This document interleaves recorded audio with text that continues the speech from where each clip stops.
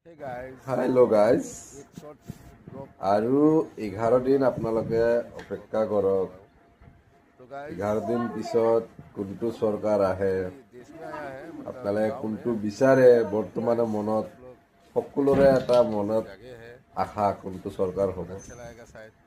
কিন্তু গাইজ 4 তাৰিখলৈ আৰু মাজতে আছে 11টা দিন।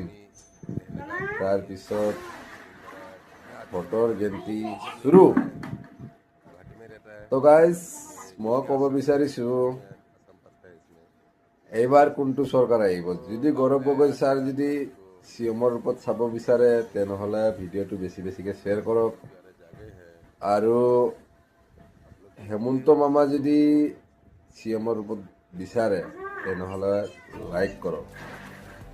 তো গাইজ আপোনালোকে ঠিকে কাক বেছি ভাল পাই আছে, ইতিমধ্যে আপোনালোকে লাইক শ্বেয়াৰ এই দুটা বেছি হ'লে গম পাম যে কোনটোক আপোনালোকে বেছিকৈ বিচাৰিছে,